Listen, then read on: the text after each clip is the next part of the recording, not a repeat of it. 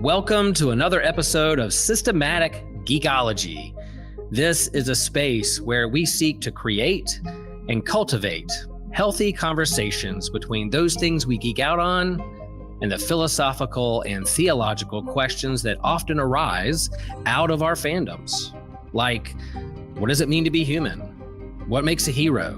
What makes a villain? How do the stories and narratives we geek out on shape how we live in the world? We are your priest to the geeks. We aren't all ordained, but we see ourselves as mediators at the intersection of geek culture and going deeper in our faith. We don't always have to agree, but we do respect each other, and we see everyone as a beloved child of God. Everyone geeks out on something, so come geek out with us and enjoy the show.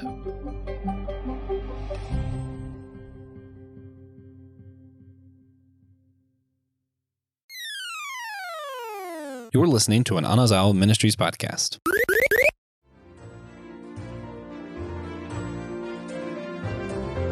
It's all fun and games until Cedric gets killed by he who shall not be named, right? Hey guys, today we're going to be back with our Harry Potter series. We're going to be doing the fourth story, The Goblet of Fire, aka the best one. I'm Joshua Noel, one of your co-hosts. Excited to be here. I was going to say love. I very much like Harry Potter. I don't think I'd quite say love, but I am here with at least one person I know loves Harry Potter, Christian Ashley. I'm also here with the one and only Elizabeth Pangling and Clyde, who is finally feeling slightly healthier. If you haven't heard her voice enough recently, yeah, me either. I'm missing the entertainment of the Clydes, and finally she's healthy enough to record again. We couldn't be more thrilled. So let's start with you. Pang, what have you been geeking out on lately? I decided to rewatch all of Attack on Titans because it's just so much. Choice. It's so nice when you see all the little cues because you know everything that's going to happen. So I just had to rewatch it, and yeah, it's been fantastic. Nice.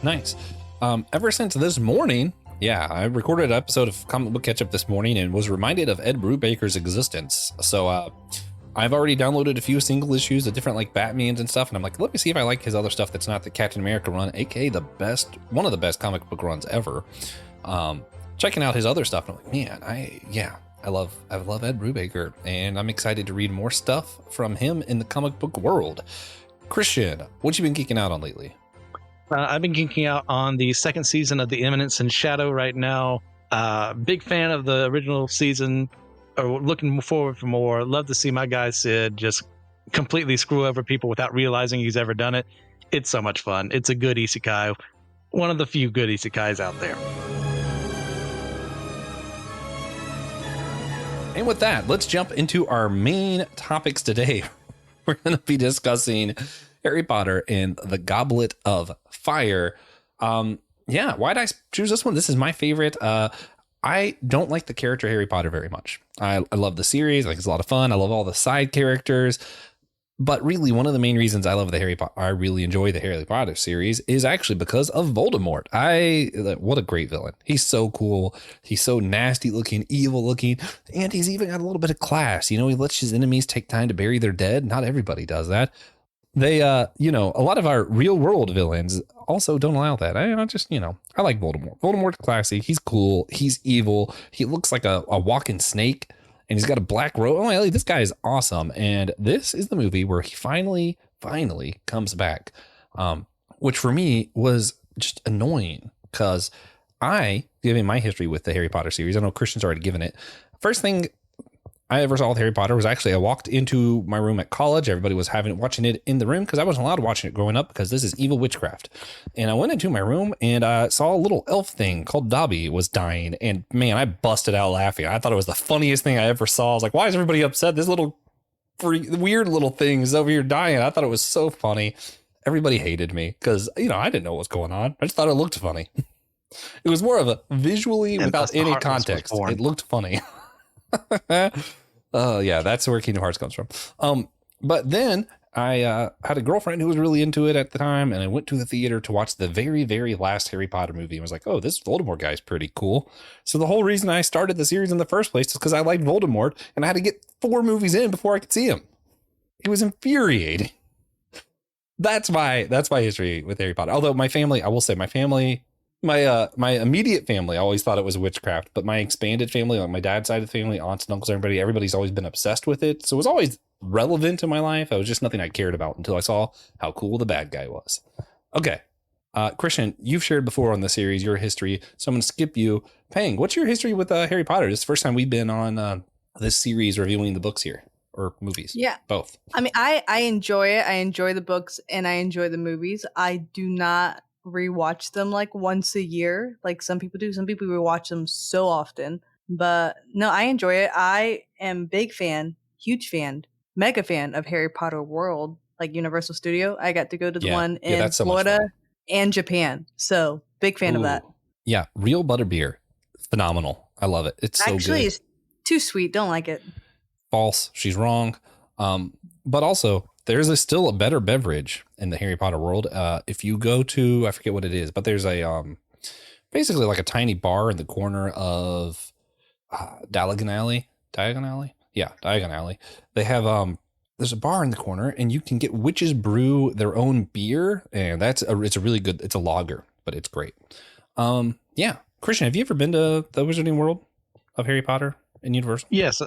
I went pre-pandemic and have not been since, but I really did enjoy being there. It was a lot of fun. It's a cool experience. We go a couple times a year. Yeah.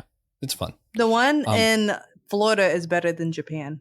It's like more built out and whatnot. Mm-hmm. Well, and they're about to have a third part, because right now there's Islands of Adventure and Universal both have a part of it. And when they open up Epic Universe in Universal next year, they're going to have a third part to Harry Potter World. And I don't know what it could be, because we already have Hogwarts and Diagon Alley. And I'm like, it's going to be Azkaban.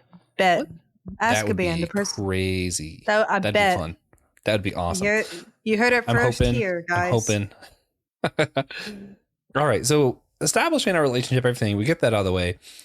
Christian, since I skipped you, I'm going to throw the next question to you.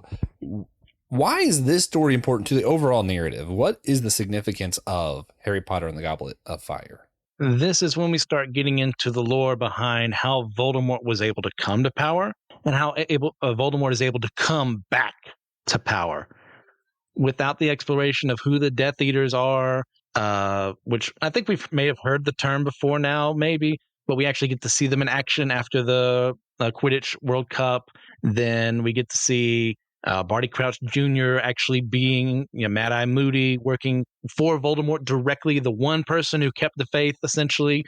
And now because of his machinations, Voldemort is able to come back to life by stealing the blood of his enemy, Harry Potter. But Harry is able to escape, also kind of establishing how the dead start to kind of work in this world, which will eventually be brought up later with the Resurrection Stone and stuff like that. So without this being in here, we lose a lot. Yeah. It's kind of fun. One of the things I think is really fun thematically in these books. So the first one, you establish witches and wizards. Second one, I feel like that's where I'm trying to remember. There's different creatures are established in each one. I'm trying to remember what was the second one. I know the third one, we're establishing werewolves and the dog people. What am I thinking of? What's the term for this? Sirius Black is a blank. Metamorphosis. Animagus. Oh, yeah, that. Yeah. No, Metamorphica is what Tonks is. Yeah. So we're kind of introduced to them. Here, we're introduced to the Death Eaters, really, and all the dark things that have kind of been in the background have kind of come to front. I forgot to mention earlier, because I know you guys did this before, so I want to hear Elizabeth's answer to this too. What do you do first, books or movies? For me, the first one, I read the book and then I watched the movie, and I was really annoyed because my favorite parts of the book weren't in the movie. And then I was like, what would be much better? I'm going to watch the movie first and then read the book. And it turns out I did like that more, because I'd watched the movie and I was like, it was great. And then I read the book and I was like, that's even better. And there was no disappointment. There was only happy to happier. And it was fantastic. Good experience. Highly recommend. Elizabeth, how'd you do it? I did movies then books. And so I enjoyed it too, because it was just like the movie extended. So then you already have the voices in your head. You already have like the image of the characters in your head.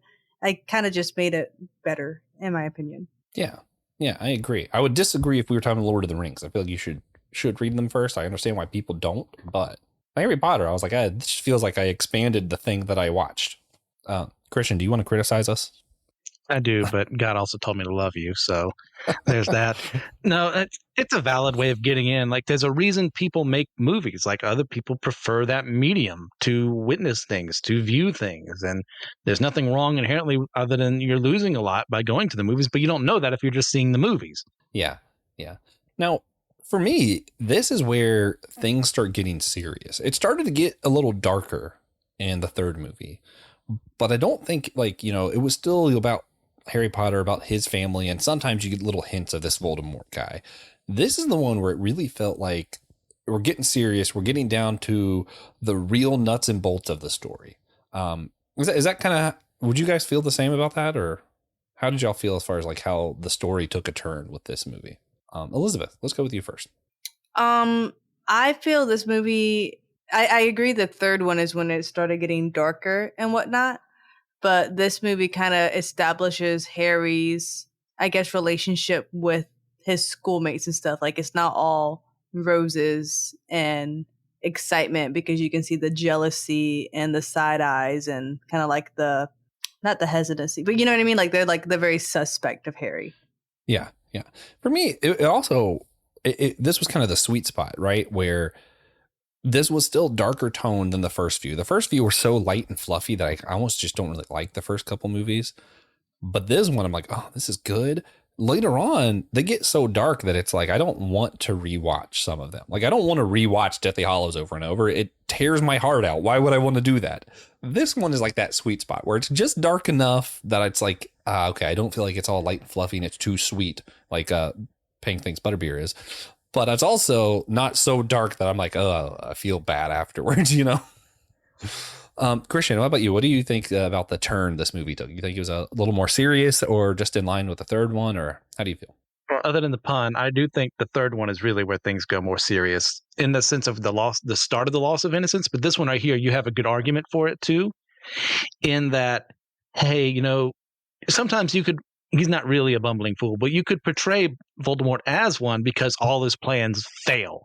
And he's not really a presence outside of like he's not a physical presence in 3, but he's a motivating factor for what will happen in this book for Wormtail to come to him and lead about to his resurrection, which means, oh no, this guy we thought, well, we'll just foil every plan he comes once a year. It's okay. Oh, now he can actually do things himself.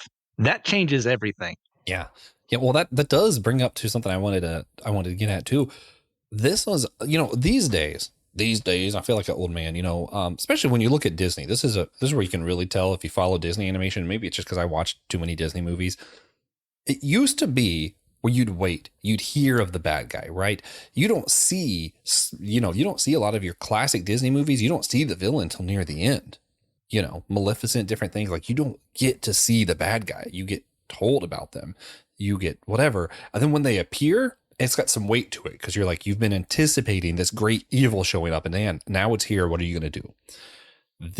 I feel like this series does a really good job because you keep hearing he who shall not be named. They really build up the anticipation. And finally, in this movie, we finally see Voldemort in all his glory. Sorry, I really love Voldemort. Let's go, Christian. What do you think? Did they successfully, when he came back, did he have what it took? Was the anticipation worth it? Or was it just kind of like, oh, okay, I guess he's here now? No, they nailed it. Rowling nailed it when he appeared for the first time in the flesh. Like, you have the beginning prologue where like he's there, but obviously we don't see him because he's kind of in that pseudo state of life and death that he has been ever since like the beginnings of, we see him in the first book in that way. But now he's got a body. Now he can physically fight Harry. He doesn't have to send minions after him. Like, they have a one-on-one duel that the only reason Harry is able to get out of it is because of something neither one of them could have planned for. And that's the only reason Harry lives. Otherwise, he'd have been dead right then and there. And no one would have been any the wiser. And his plan would have gone off flawlessly because he has a mole within Hogwarts. Dumbledore doesn't know who it is. And he has suspicions maybe, but he doesn't know for sure. Harry would show up on the other side of the Triwizard tournament dead, and no one would know why. He would have won to that extent of no one being prepared for him. But because Harry comes back, we're able to have that hope. We're able to go, okay, there's a huge threat out there, but there's a chance we can fight it. Yeah. Just, and I think when we're talking about the movie, you know, I love the book. The book's definitely my favorite. But when we're talking about the movie, that scene where, Harry Potter, I was going to say Daniel, when Harry Potter came back and he has Cedric there and the way he's just like bawling and he's tore up and no one knows what's going on, so they're all cheering. Then you really see the weight when everybody realizes what he's going through, what's happening on the stage right there. Man, I think it was portrayed in the movie. It was portrayed with so much weight. I think the book probably did a better job specifically of Voldemort coming back. I feel like Voldemort felt scarier in the book. Like I was like, oh yeah, this guy's here now. Elizabeth, what did you think? Was the anticipation, was the buildup worth the reveal? Was Voldemort as scary as he was made out to be? I'm trying to think because I remember being fairly young when this movie came out and I was afraid of Voldemort. So I'm going to say yes from my childhood fears. Yeah, that's fair. That's fair. It's like that recurring nightmare I had about Donkey Kong because I played Donkey Kong 64 until midnight every day. I dare you to tell me Seth Rogen isn't terrifying. Sorry. I can't help myself. All right. So with that, let's jump into our ratings. 0 to 10. Where are we rating Harry Potter and the Goblet of Fire? Christian, you can start us off this time. I flip-flop between which is my favorite in the series because it's either this or Order of the Phoenix.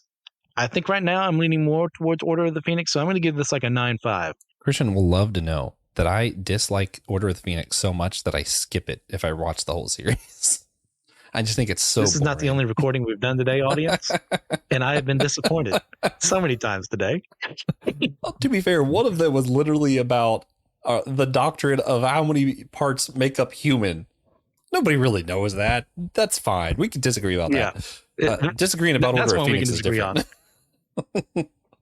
Yeah, this is fighting words. Yeah, it's just so funny. Paying. What did you wait? What number did you give it, Christian? I missed. 9.5. 9.5. Elizabeth, where you going with this one?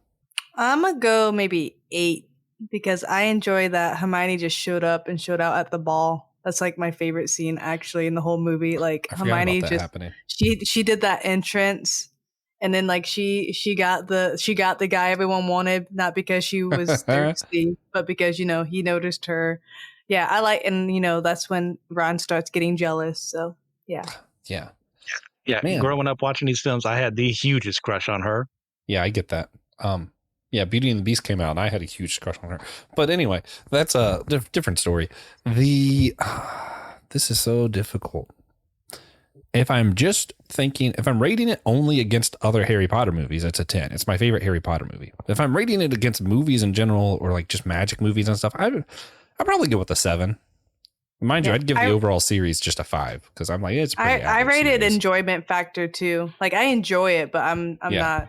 I can't. It's not like a Miyazaki movie for me where I can just watch it again and again and again. Yeah, like if I sat there and watched every extended edition of The Hobbit and Lord of the Rings 10 times in a row, and you said you could watch one of those one more time, or you could watch a Harry Potter movie, I'm still watching the Lord of the Rings movie again.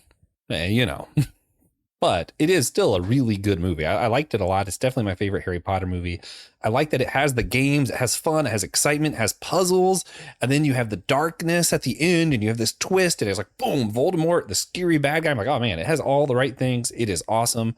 But at the end of the day, J.K. Rowling just ain't no Tolkien, Like, it's not on them. It just is what it is. Also, I think I just like the world better because, I like giant battles more than some people are attacking a school and some school kids. Give me hordes of goblins instead. That sounds more fun. Also, why I loved Hogwarts Legacy. That was great. Okay. Great game. So let's, before we get anything deeper, do you guys have like a favorite scene? Yeah, let's do this. Favorite scene, favorite character of the movie, and favorite action. Yeah. Or action scene, joke. I don't know. You know what I'm trying to say. I was going to say favorite spell, but I feel like that's not quite fair because they use the same spells over and over. Okay. I have to do my second one since I already did my favorite scene. Okay. It's whenever they come in, like the guy, like the other schools, and they go ha, you know what I mean? They like enchant everyone, and then the other school comes in and they do the almost like a doom doom. Like that was impressive. Yeah. I think the Weasley twins are probably my favorite characters in this one. I just really like how everybody's being mean to Harry, doing all this other stuff, and they're like, you know what? hijinks. That's the answer here. Love them. They're great.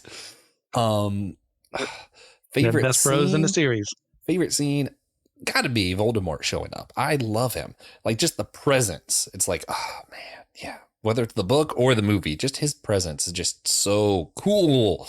And then if I'm gonna go favorite action, yeah, I'm still gonna be in that Voldemort scene. I love when the two wands, like the magic is colliding. You have the red and the green, and then you have these ghosts, Harry's parents, whatever, showing up and kind of having that. And of course, because I think of the movie, I feel like I keep talking about the movie, but that scene is still pretty cool in the book. It just visually looked really cool in the movie, where you have the magic blaring out, and then you have the ghosts showing up in this little graveyard, and it was cool. I like that a lot. All right, Elizabeth, you didn't tell us, what's your favorite action? Interpret that however you want. I would say it's more of a question around this action of like, why didn't it happen? Out of all the magic, why could we not make Ron's robes better?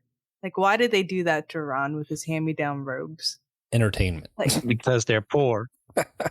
Yes, I understand. He got the robes secondhand. That's all they could afford. But out of all the magic spells that everyone knows, you couldn't tell me you couldn't enchant the robes or transform them or do something.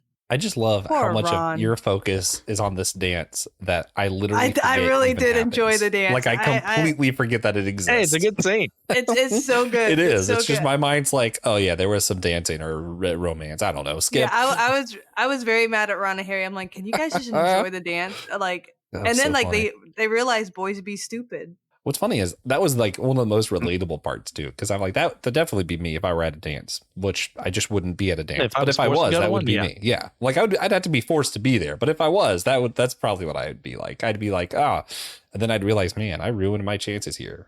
Dang. Should have just asked the person you guys wanted to go with, and now your people. Well, I didn't want to go, so I was forced to be there. Hello, friends. If you enjoy Systematic Geekology, a great way to support us and to keep us moving forward into the future is to be a patron on our Patreon network. If you're a Patreon, then you get live access to our YouTube exclusives like Comic Book Ketchup and Manga Mustard, Drinks with Tejas, and also some extra content there with our companion series to go along with our annual theme. If you're a patron, you get exclusive merch like t-shirts and handbags and mugs.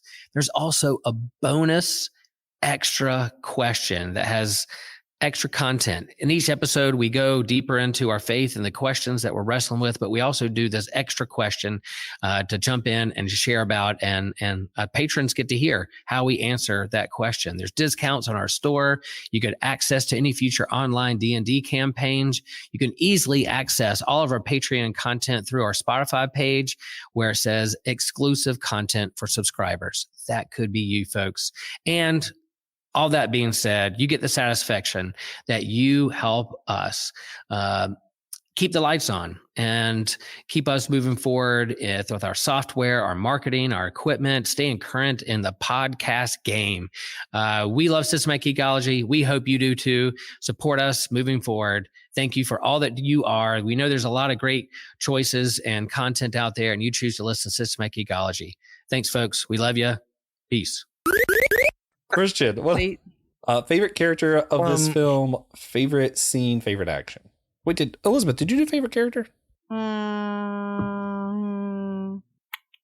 If we're talking about the movie, right? Yeah, or the book, either one. Well, because it's different in the book, but I'm gonna say Neville, because in the movie, he really helped Harry out with that gillyweed. Wait, what about the book? The book I did both. Well, that was Dobby who got the gillyweed in the book. Oh no, he was supposed to do it in the book. Yeah, but didn't. Then Dobby did it instead because Neville didn't read it. That's right. You're right. Is Dobby your favorite character in the book, and then Neville's your favorite in the movie? No, you know what? Unpopular opinion, I kind of don't like Dobby at all. Me neither. I still think it's funny when he dies. All right, Christian. Character, I mean, it's going to continue until they do something differently. It's my boys, Fred and George. Yes. So what do they do when they're told your age limit is 17? They're 16. well, we're going to do something funky to make ourselves actually appear 17. Dumbledore, he's not going to stop us. Go over the line, put them in. They're all smug and happy. Blows up in their faces. They look like old men, and they start fighting each other. And both, I think that's both book and movie. And I love them, those little scallywags. And of course, they're still number one supporters of Harry, even when Ron's acting like a little prat at this point in time. Like, they've got his back. They even have Ron's back too. It's like they don't pick sides over this. They say, "Hey, we love you both." Just all the shenanigans they get up to, and like we start kind of getting the hints of the Weasley wheezes or whatever it is for their joke shops. Oh yeah, that will be more prominent in 5 and 6. I love it so much. They're my guys. Now, scene maybe a bit of a curveball, but one of my favorite scenes in this movie is Mad-Eye Moody's first day of class / being Barty Crouch Jr.'s first day of class. And that's why I appreciate it as much as I do when he does the unforgivable curses in front of everyone. Yeah. And, and it's that dual role, like he is playing a character who would be acting this way, so he knows him that well, but there's also that horrific stance behind it, like, this is someone actively working for Voldemort, getting joy out of causing pain and taking over the mind of this creature and killing a creature in front of all these students. It's so spectacularly well done. I mean, in the first, if you're just watching it, like, okay, that's just Mad-Eye Moody being Mad-Eye Moody. But when you actually read the whole book in context, you go, oh, no. Yeah. Yeah, there was a sadistic glee happening here. Then action, I would have to go the first bit of the Triwizard Cup tournament with Harry facing off. It's not as dramatic in the book as it is in the film because they need to make things more cinematic.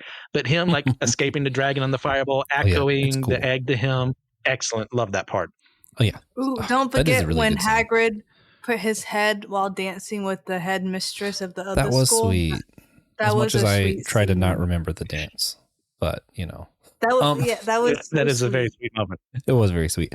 I also just have to mention Barty Crouch Jr.'s, David Tennant.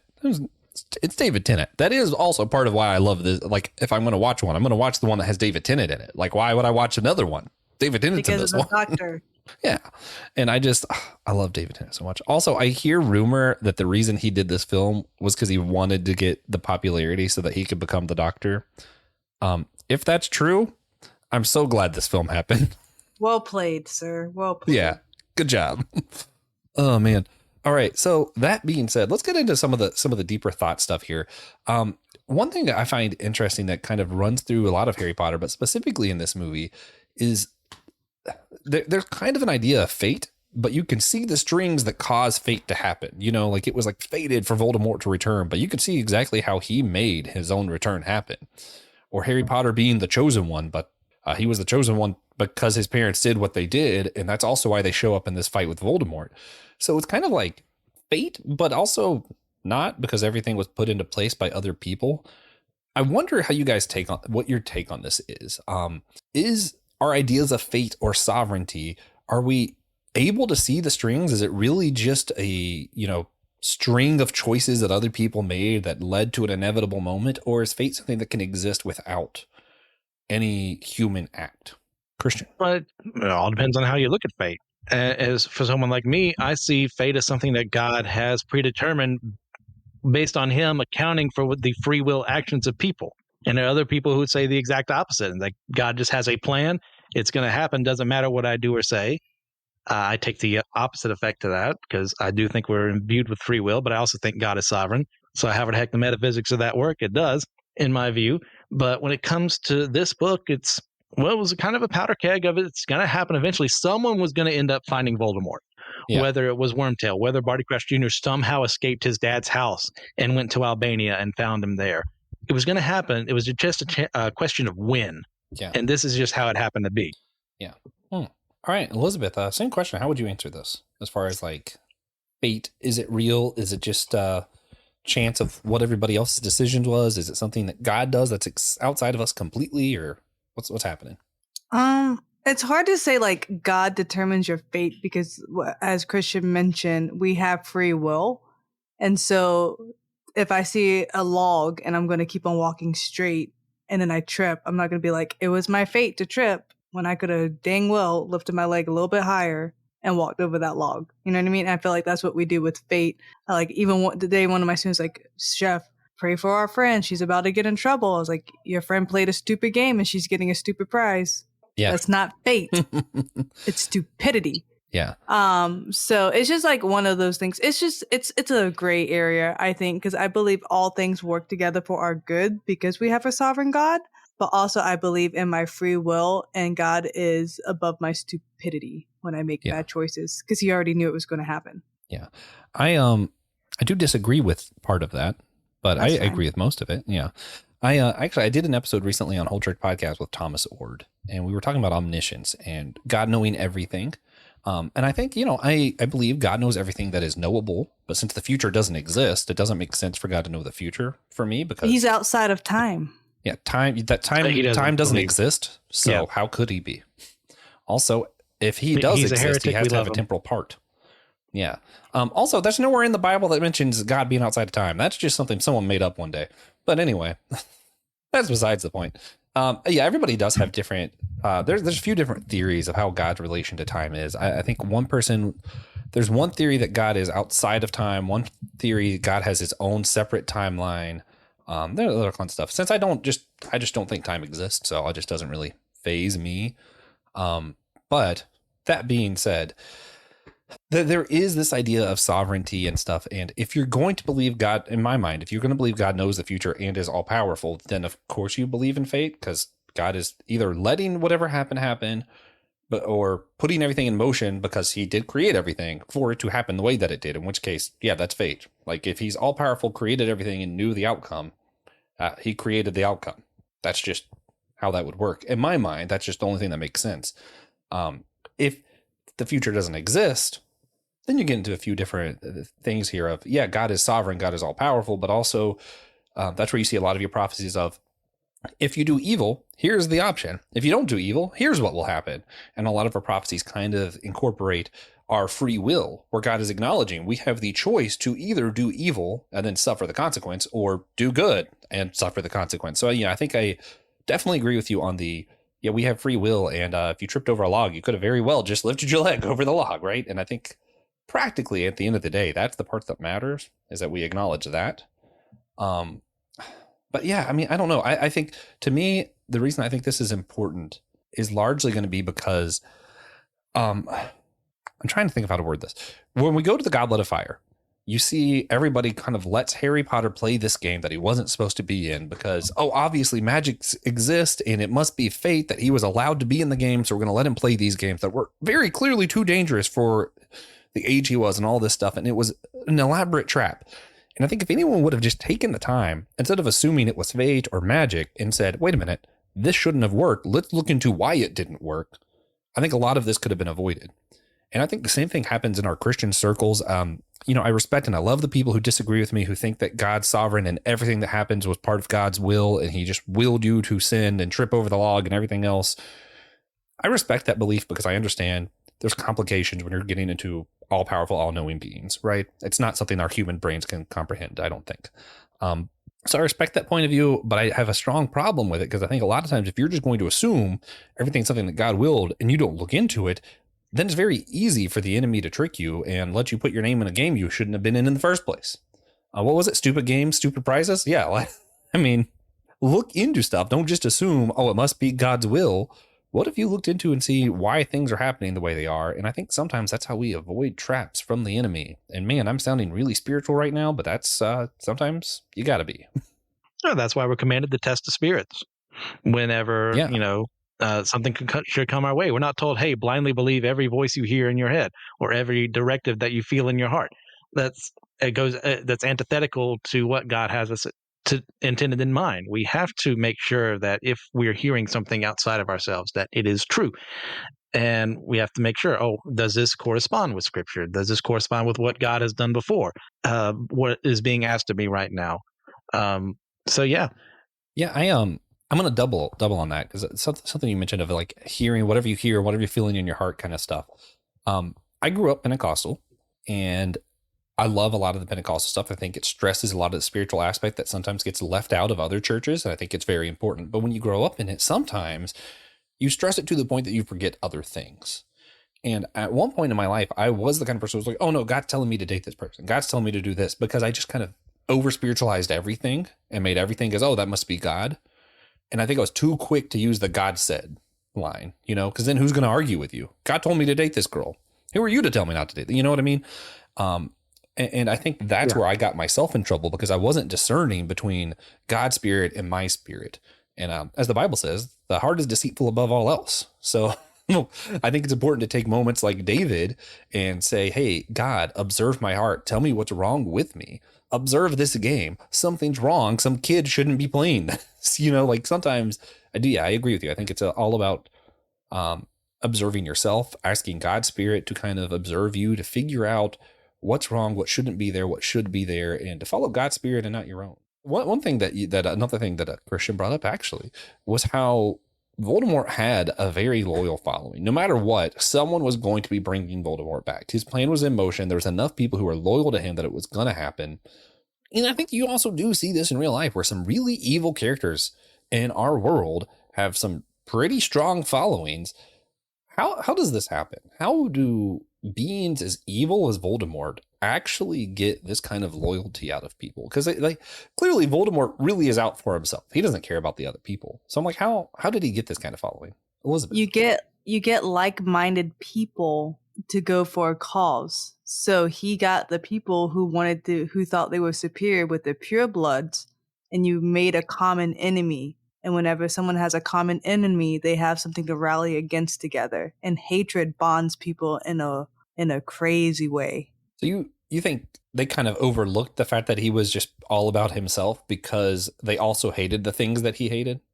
Well, I mean, they were blind to it. Really. They were blind. They had an objective in mind, and Voldemort was able to get their objective done. And as he got more powerful, then they began fearing them. I mean, that's like a good bait and switch. You act like you're someone's friend, or even like if you are trying to gain someone's trust, and then you can go psycho, but you already got them. Mm. Yeah. Christian, anything you want to add or join in that? Because like I hear what she's saying, and I feel like I see that in our world, right, where we see these people who ordinarily people I love and care support people that I'm like, there's no way you'd support that person, but it just so happens they have the same hatred or they have the same things that they're against.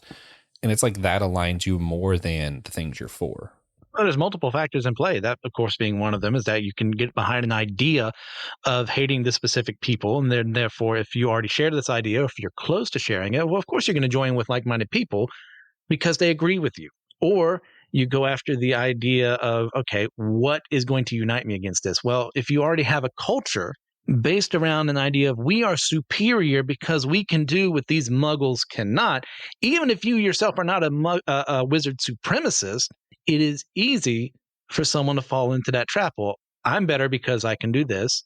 Well, someone else is saying that, well, I should be even better than them. I should lord over them. Well, that makes a lot of sense because they're weaker than me. It is proper for the righteous and the toughest to be in charge and lead the people who don't understand. And, you know, also there's socioeconomic levels at here. People who are disenfranchised to begin with need to be in a group. That humans are social creatures. As much as I try to deny that every day of my life, it is something I am wired to head towards. Yeah, we need to be in community, but sometimes when we don't fit in with everyone else, we pick the wrong one because, hey, they think I'm okay. They like hanging out with me.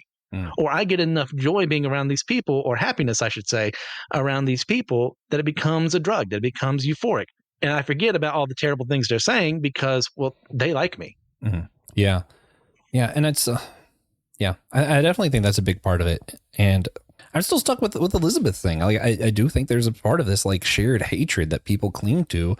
And it really irritates me to see this. And I'm going to not be specific, but I do see the church doing a lot of this. So I say the church, but, you know, certain churches doing this, not the capital C church necessarily, but where you'll see they're a lot quicker to align themselves with people who also are against things that they're against, even if it's good things to be against. You know, the enemy of my enemy is my friend. Yeah. We're a lot quicker to buy into that mindset of, you know, if you're against this happening, I'm against this happening. You're against this political party, so am I. We're a lot quicker to align with that. And it's a lot harder to get churches to want to align with people who maybe have a shared goal, but different beliefs, you know? it would be easy to find the church lining itself up with, this is funny, even Protestants and Catholics, they're both against abortion, and you'll see them team up all the time for that. But you ask the church to line up with an atheist group in town that's helping feed the hungry, absolutely no chance. Not going to happen. And it's kind of like, wait a minute. Are we prioritizing the wrong things? Maybe, yeah, let's still be against the things we're against. But are we also prioritizing the things that we're supposed to be for, loving our neighbor, helping those in our communities? Or are we only prioritizing those things we're against? And I think some churches do a really good job. I think, actually, if I remember correctly, Elizabeth's church did a really good job of that when we were in Charleston. That's actually a lot of churches in Charleston I thought did a really good job with not just being against things, but partnering with people and doing good things in the community. But I definitely think we see other churches that are kind of focusing on this negative aspect. Christian, what have you seen? What are your insights, etc.? As someone in seminary, I feel like you're primed to what's going on in the church culture right now. Part of it is that fear. It's like, if we join with them and they believe this, are we, by joining up with them, then giving a tacit approval, say, oh, everything they're doing is fine, is the fear versus, hey, this group is doing a good thing. Yeah, they're going to be saying some things we really don't agree with. Can we, in good conscience, join with them, get stuff done together? Well, you both have opposing viewpoints. If we're trying to do this to not only feed the homeless, to get them somewhere they can find a place to live, they can get away from the streets, get away from their addictions as best as possible. But as soon as we introduce Jesus in the solution, this atheist group, this agnostic group, whatever, comes in and says, you can't do that. Well, of course, there's going to be friction. Well, how do we still join with that group to solve a common problem? And there's no easy answer. It's easy to say, hey, we should both be doing it. And of course, we should be both trying to solve this problem. But how do we do it where my beliefs don't come in the way of what is trying to be done here, and not in the sense of, well, I'm just superior to you because I believe in Jesus Christ. No, like, hey, like, you obviously don't think God exists. Let's get this done together. But as soon as I introduce him in there, you have a problem. Or as soon as I don't say something, someone else in my church is going to have a problem. Yeah. How did I handle that? I have no clue. I would like to say I would have a lot of rational people around me who would say, hey, I know they believe some kooky things, but we're doing a greater good by aligning to get this stuff done. Yeah. But people are people. No, I agree with all that. Also, I wonder if we'll all agree on this. Regardless of if we're teaming up with someone because they just are against the things we're against, or if we're teaming up with people because they're for the things we're for, I think it's important that we don't get so lost in the cause that we forget about the person. Time and time again in the Bible, we see these leaders of Israel who are really helping the nation and doing a lot of good, but were evil leaders, and the nation got punished for it, because God does care about character regardless of outcome. I think that's actually an important thing that we take away from this Harry Potter movie, where you don't just blindly follow Voldemort because he happens to think the same way as you, but instead you're looking and observing, what is the character of our leader? And is that really someone we want to be behind? Because this other stuff is important. I think it is important to be against what you're against, to be for what you're for, but also, what is the character of your leaders? And are you actually valuing that? I think that's something we need to keep in mind as well. Elizabeth, any final comments?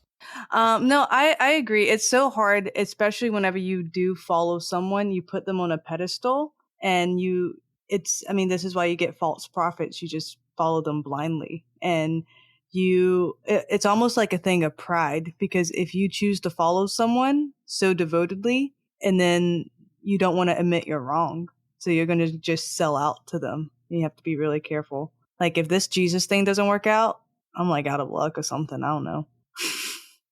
Like, I've thought that because I've devoted my whole life. Like, yeah, no, I get that. And it's one thing, like, Voldemort, I think they respected him for his power and he lorded fear over them. But also the same thing can happen where you're blindly loyal to someone because they really showed a lot of love to you and your family, and then you didn't notice other things about them. I think that blind loyalty is definitely just a big problem, no matter what the reasons behind it is. Christian, final comments. Well, it's just something we need to be careful about ourselves. No one here is perfect in regards to every decision we've ever made when it came to, I'm not making this because these people have been nice to me. I'm not making this decision or joining this group of people because I feel included. Mm-hmm. That's an easy way to fall into the wrong trap. That's why something like the Flat Earth Society has grown as big as it is. Some people who are disenfranchised grow into this group. They feel, I know more knowledge than you. Or same thing with a hollow Earth theory or a hollow moon or however the heck you want to say. There's even a hollow sun out there. It gets wild and wacky. Wow. But it's that, and the same thing too with stuff like neo-Nazi groups or neoliberal groups. That not all neoliberal groups, but in the same sense of, hey, I want to be part of this group. Maybe I don't even believe what they're saying, but I do believe that everyone there wants to include me. And it doesn't matter what I hear from everyone else. Say, hey, you're in a cult, or hey, you believe this false science. It has nothing to do and based on any truth in the world. It has nothing to do with God or Jesus or what have you. But because they feel included, they will deny everything else because it makes them feel good. And that's something we need to be aware of in our own minds, because I can get like that. I've never joined a neo-Nazi group or the Flat Earth Society or anything like that, but I have been with like-minded people who I didn't always agree with everything they were saying because I felt like I was part of a group. And that's not safe. That's not smart. Yeah. And what we're not saying is be part of the church community and no other communities, because that's a cult. That's what that would be. What we are saying, though, is just going to be careful that who you're following, who you're aligning with. And yeah, I think it's important. I love Kingdom Hearts. I'll join other Facebook groups of Kingdom Hearts and have a good time over there. But the moment it takes a turn for we're hating people who don't like Kingdom Hearts and this person down on Disney, we're all going to dog on him. Like, no, man, that's not a community I want to be a part of. There's going to be an open, willing to look inside of what you're doing and evaluating why you're part of what you're a part of. Is it just to get along? Is it just because they're against what you're against? Or, does it actually align with your values and God? What's the Bible verse of my people know my voice, and they follow the shepherd. The sheep follow the shepherd because they know his voice. Know God's voice. Read your Bibles. Be a part of whatever group, but then know God's voice if he's telling you to get out of that. Is that sound advice? Is that a good thing to transition to our wrap up with, you think? Works for me. Elizabeth gave me permission. So that means here we go on to our wrap up. Guys, if you want to hear more, subscribe on Captivate, Patreon, or Apple Podcasts. We're going to do a final question. We're going to be asking which of the Tri-Wizard Tournament games that we would feel most confident in. So that's going to be a fun conversation. Hang in there for that. But first, let's go ahead and give our recommendations. Elizabeth, do you have any recommendations for our listeners? Honestly, listeners, I recommend you guys get some sleep, drink lots of water, take care of your mental health, and just, happy holidays, honestly. That's my recommendation to me and to you. Thanks, Mom. Oh, man. Amen. My recommendation, I'm going to sound like a broken record. Just keep recommending stuff by G. Willow Wilson. The Hunger in the Dusk, fantastic stuff. Pick up those comics. They're great, challenging what we think of as a race in the fantasy world and gender and all that kind of stuff. And what is evil? It's fun. It's a fun fantasy goblin kind of world. Good times. They made it into a movie. I'd like it more than Harry Potter. Christian, what's going on with you? Yeah, I've probably recommended it before, but I'll do it again. If you want a different take on how magic can be done in a world and see all the applications thereof, go check out the Dresden Files. It's one of the greatest series of all time. It's not finished. There's still like 10 or so books that need to be done, if I remember correctly, but it's well worth the wait. Butcher does amazing work there. If you want to meet the greatest character of one of his lore, Michael Carpenter, then you got to go check out the Dresden Files. All right. Well, with that, guys, we do ask if you can and are willing to rate and review our show on Podchaser, Spotify, or Apple Podcasts. And, this is part of a series, so make sure you go down below in the show notes and have listened to all of our Harry Potter story reviews. We've done 1 through 4 now at the end of this, and 5 through 7 are coming up next. So hang in there, be ready for that. And of course, remember, we're all a chosen people, a geekdom of priest.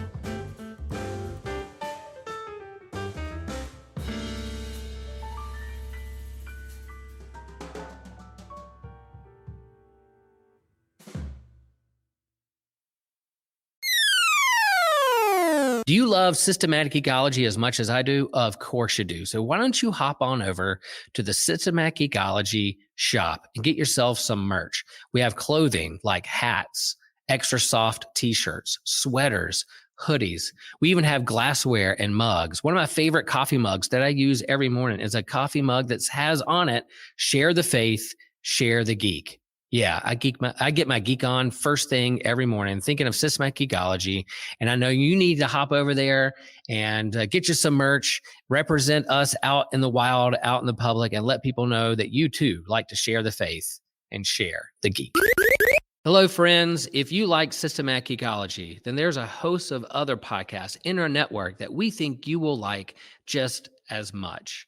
And so we're part of the Anazao Ministry podcast network, and we hope that you can hop over and subscribe with all the podcasts that are on our network. Like, for instance, The Homily, which is, Pastor Will Rose's sermon here in Chapel Hill, North Carolina at Holy Trinity Lutheran Church.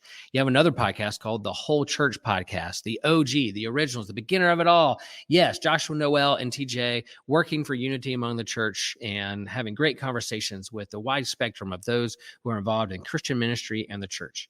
You have My Seminary Life by Brandon Knight, who's discussing what he's learning in seminary, he is learning his theological studies and bringing to the surface those big things that we're wrestling with and thinking through theologically in the church and beyond. There's the Let Nothing Move You podcast from Christian Ashley, who is walking through the Bible in a very Bible study type fashion and walking through the biblical narrative. You have Dummy for Theology. I don't think Joshua is a dummy, but hey, he's going to lift up theological themes that he's thinking about and wrestling with. And maybe there's not a lot of answers, but there's definitely a lot of great questions out there that he's lifting up with some great theologians across the whole spectrum of Christianity. And then there's the Bible After Hours. Man, if you like to get risky, if you like to get controversial, there's this foul-mouthed preacher who goes through the Bible from a more progressive point of view, challenging the status quo of the modern church. Yeah, you don't want any kids around with that podcast. And then you have the Clydes, one of my favorite couples that I like to listen to. One of the hosts here on Systematic Geekology, Taylor and Elizabeth Clyde, go through weekly discussions and kind of a devotional, conversational method of what's going on in their lives, where they see God moving in their lives, and what God is up to in the world. So those are the podcasts, a part of the AMP network. Subscribe, follow. We hope you can be a part of all that great network with the wonderful podcasts at AMP.